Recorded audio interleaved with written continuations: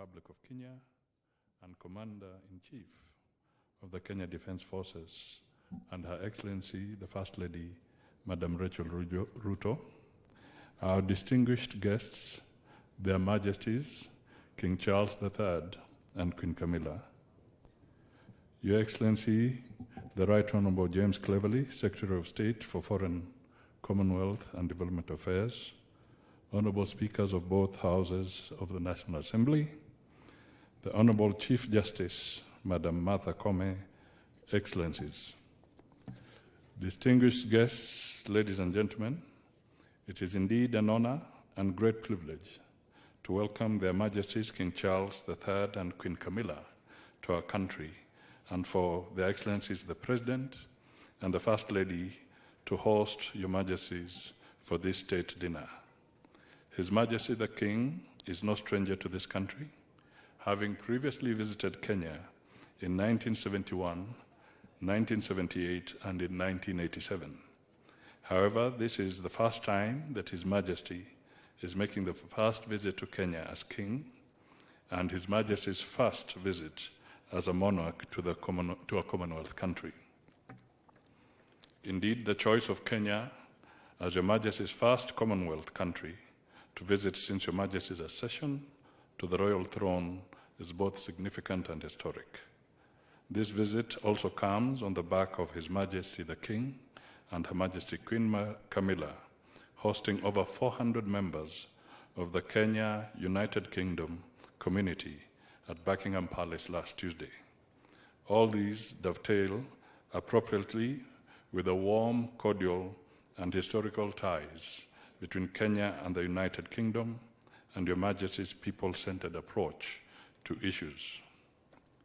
It is now my pleasure and privilege to welcome our host, His Excellency, President Dr. William Ruto, and President of the Republic of Kenya and Commander-in-Chief of the Kenya Defense Forces.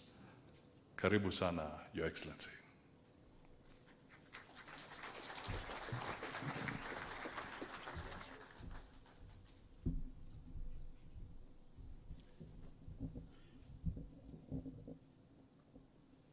Your Majesty, King Charles III, Your Majesty Queen Camilla, distinguished guests, I am delighted to have this opportunity once more to convey to you what an honor it is to receive and host you in Kenya as you make your 5th visit and the first since your coronation.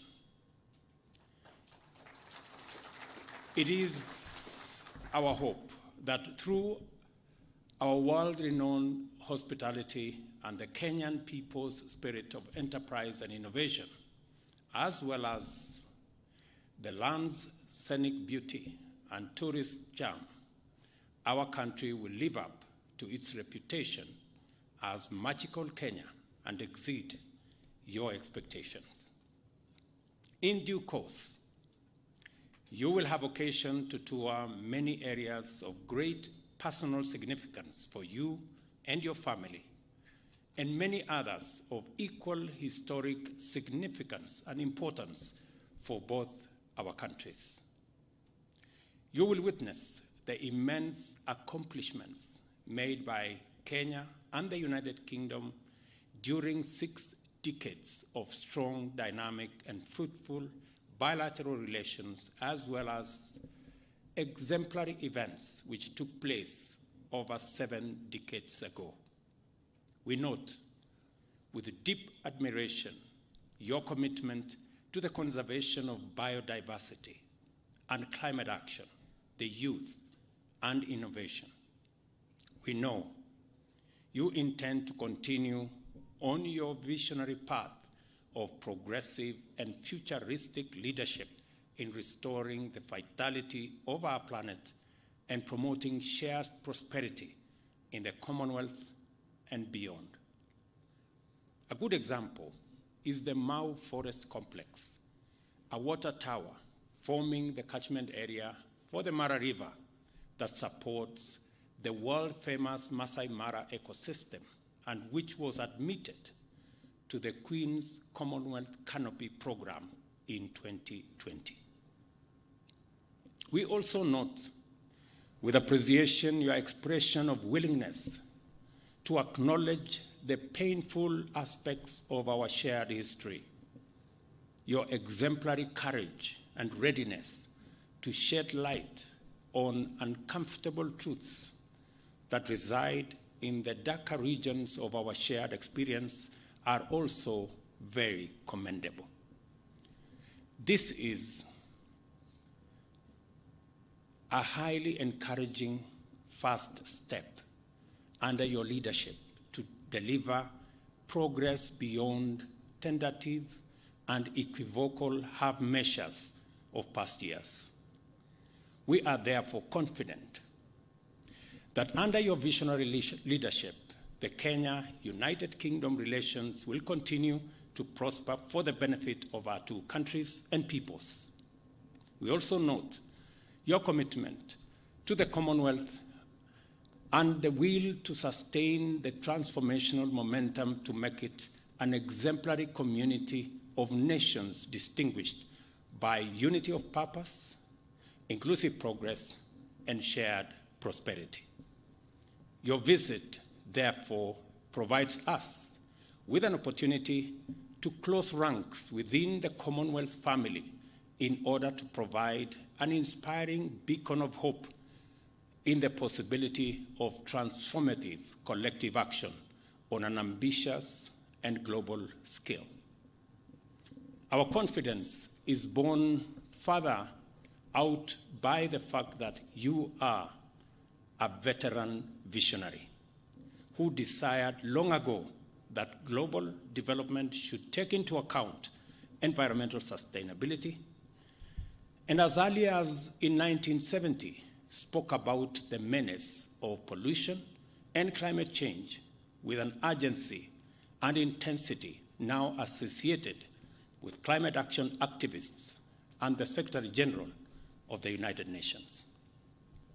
Your Majesty, although it has been indicated that Kenya and the United Kingdom are celebrating 60 years of diplomatic relations, this by no means implies that our peoples were total strangers before that. Neither does it mean that we live in denial of our history. We cannot live as prisoners of the past. Neither can we go far into the future if we turn our backs on history and historical actions and omissions whose legacies encumber our present. As a matter of fact, formal British presence in Kenya was proclaimed in 1897 by an order in council, which inaugurated European settlement and the displacement, dispossession, and disenfranchisement of native Africans, paving the way for a brutal colonialism. And if colonialism was brutal and atrocious to African people, colonial reaction to African struggles for sovereignty and self-rule was monstrous in its cruelty. It culminated in the emergency, which intensified the worst excesses of colonial impunity and the indiscriminate victimization of Africans. I took you through earlier today the whole of fame and the whole of shame. While there has been efforts to atone for the death, injury, and suffering inflicted on Kenyan Africans by colonial government, much remains to be done in order to achieve full reparations. I am optimistic that through the Kenya-UK partnership, we shall keep up our endeavor to inspire the change we hope for by making people and their well-being the fundamental consideration in our pursuit of trade and investment, defense and security, conservation and climate action, research, development and innovation, as well as our work of designing a future that works for present generations and distant prosperity. I trust that this visit, focused on community, sustainability, and innovation, as pillars of progress, will inspire Your Majesty to forge ahead with a strong vision for stronger Kenya-United Kingdom partnership and of the Commonwealth as a beacon of hope for humanity in a sustainable, prosperous future for all in a green and clean planet. I wish you great success on this visit and much delight during your stay in Kenya. May your leadership inspire many to do their part in making our nations more prosperous and our planet more livable for humanity and all forms of life which share it with us. Ladies and gentlemen,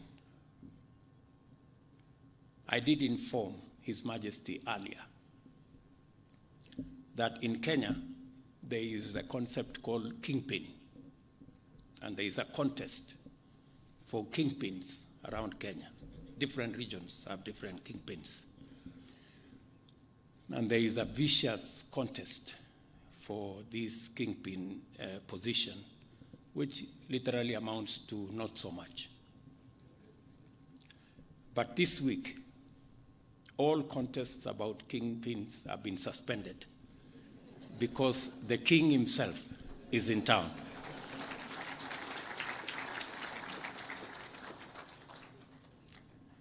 Let us drink to the long life and good health of His Majesty King Charles III and Her Majesty Queen Camilla, and to the enduring bonds of friendship and partnership for the shared prosperity of the people of our two great nations.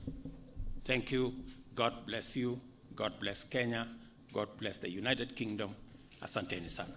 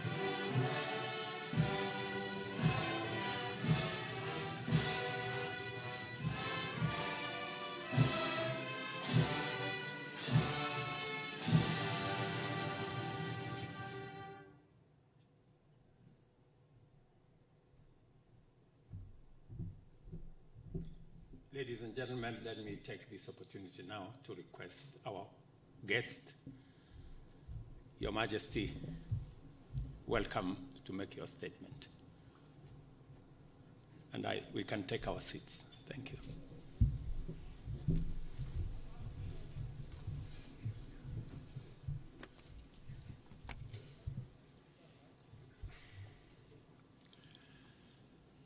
Mabibi na mabwana, hamjambo, niaje, ni furaha yangu kuwa nanyi jioni ya leo.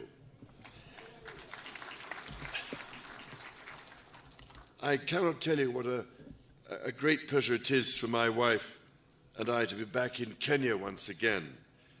I am enormously grateful to you, Mr. President, Madam First Lady, for your most generous invitation to make this state visit.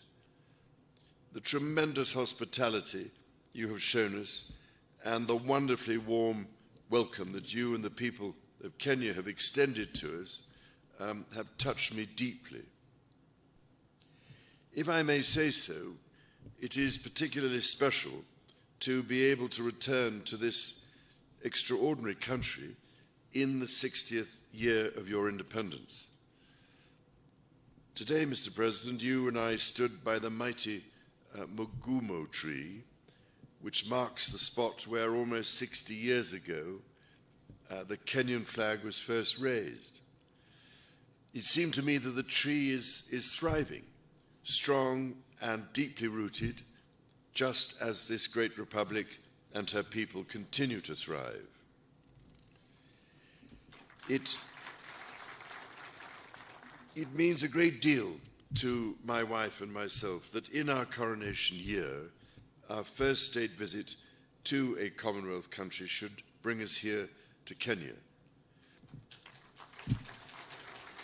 We both take considerable pride in renewing the ties between the United Kingdom and Kenya, a country that has long held such special meaning for my family. Najisikia kama niko nyumbani.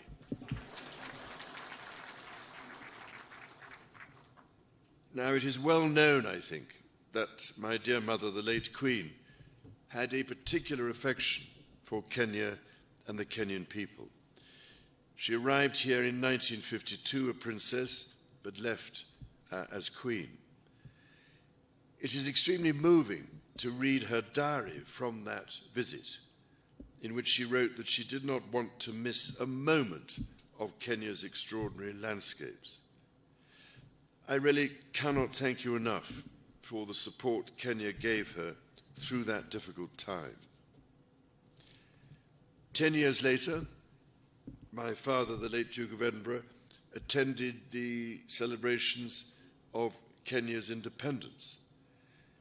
To mark the occasion, Her late Majesty wrote to President Jomo Kenyatta to convey her sincere hope that with God's guidance, Kenya would prosper and that her people would have peace and contentment in full measure. Nearly 50 years later, it was here, in sight of Mount Kenya, that my son, the Prince of Wales, proposed to his wife, now my beloved daughter-in-law. For my part, I recall, as if it were yesterday, my first visit to Kenya in 1971 with my sister, the Princess Royal. I was, it is fair to say, somewhat younger then, and I can well remember the meeting I had with President Jomo Kenyatta, a towering statesman who inspired such great admiration, affection, and respect. On subsequent visits here, I was most fortunate to be able to spend some time with Kenyan conservationists, from whose profound knowledge of their environment I learned so much. Among them was the late great environmentalist and Nobel Prize winner, Wangari Maathai, someone whom I greatly admired and loved.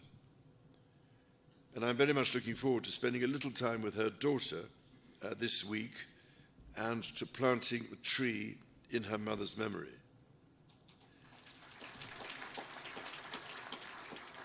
As Wangari Maathai said, when we plant trees, we plant the seeds of peace and seeds of hope. We also secure the future for our children.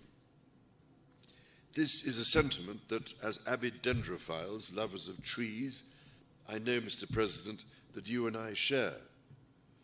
Indeed, having been planting trees for most of my life, I thought I was doing rather well. But your ambition to plant 15 billion trees makes me look rather more critically at my own efforts.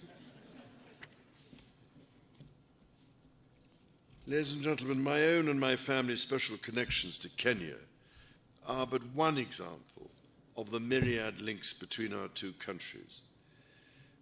The British people hold a deep affection for Kenya and visit in their tens and even hundreds of thousands every year.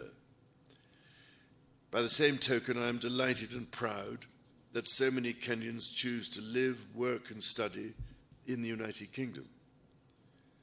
Before travelling here, my wife and I held a reception in London to celebrate the invaluable contribution of Kenyans and British Kenyans to almost every field of British life, from the arts to medicine to academia. I was as touched by their affection for the United Kingdom as I was immensely grateful for what each of them brings to my country. It is the intimacy of our shared history that has brought our people together. However, we must also acknowledge the most painful times of our long and complex relationship. The wrongdoings of the past are a cause of the greatest sorrow and the deepest regret. There were abhorrent and unjustifiable acts of violence committed against Kenyans as they waged, as you said at the United Nations, a painful struggle for independence and sovereignty. And for that, there can be no excuse. In coming back to Kenya, it matters greatly to me that I should deepen my own understanding of these wrongs and that I meet some of those whose lives and communities were so grievously affected. None of this can change the past, but by addressing our history with honesty and openness, we can perhaps demonstrate the strength of our friendship today. And in so doing, we can, I hope, continue to build an ever closer bond for the years ahead.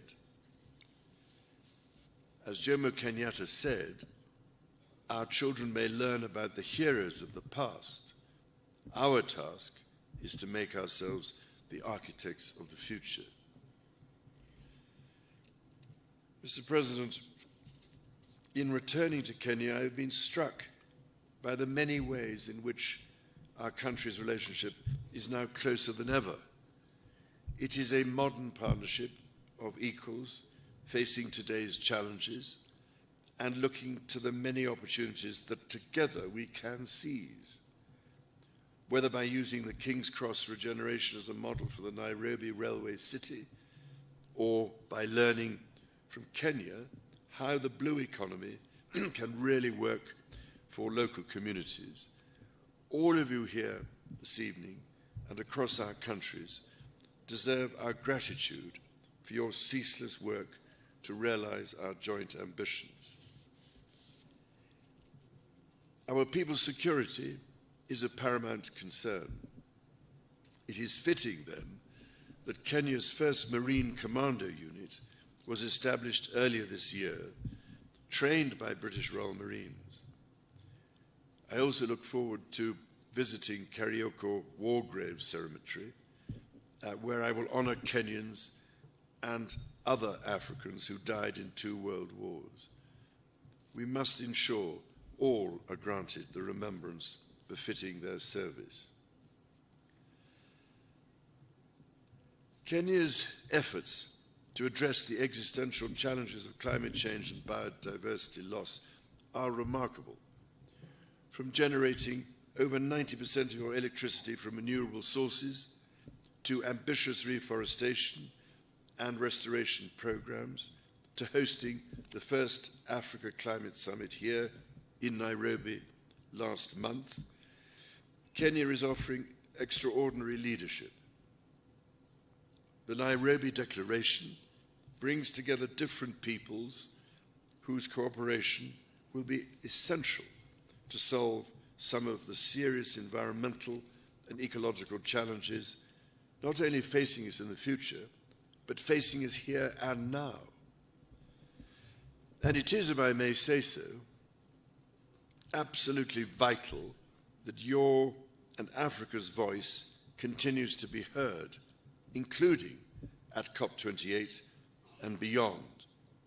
Because, Mr. President, there is much we could all learn from Kenya's example, so that the natural world we treasure and which ultimately is our only sustainer, can be preserved and above all greatly enhanced and restored for the benefit of our grandchildren and the generations that follow them.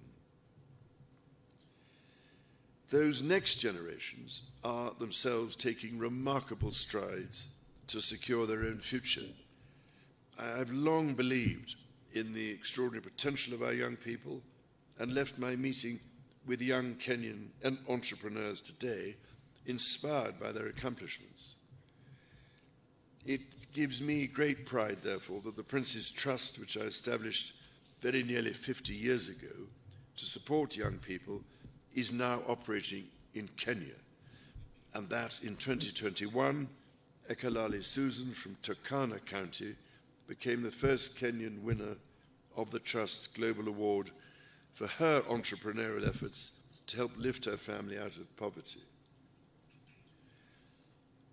Mr. President, ladies and gentlemen, my mother, Her late Majesty, cared deeply that Kenya chose to be a member of the Commonwealth and was always grateful that Kenya has played an essential role in this family of nations to which she devoted so much of her life.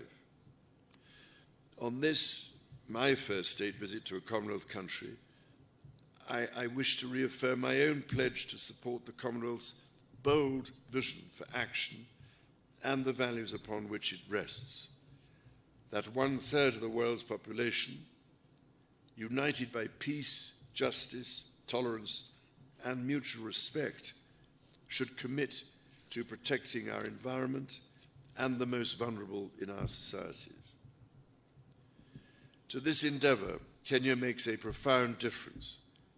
It is here in Nairobi, for instance, that Kenya hosts the only United Nations headquarters in the Commonwealth, indeed in Africa and the Southern Hemisphere.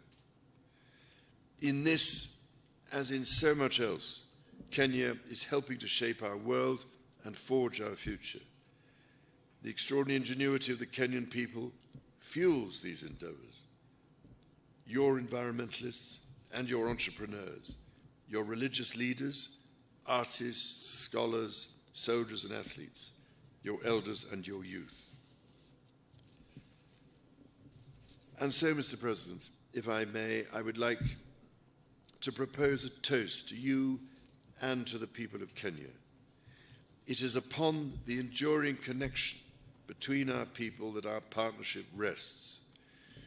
It is on their enterprise, imagination, and fortitude that our common hopes depend. Together we are stronger. Together our future is more secure. And together, as your national anthem says, may we dwell in unity, peace, and liberty. Umoja ni nguvu.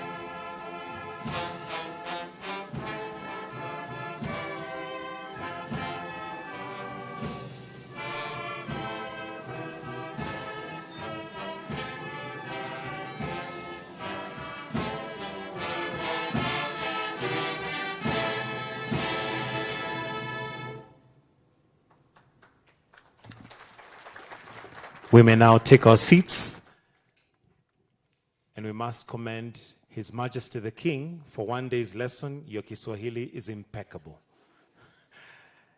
Dinner will now be served, and as you put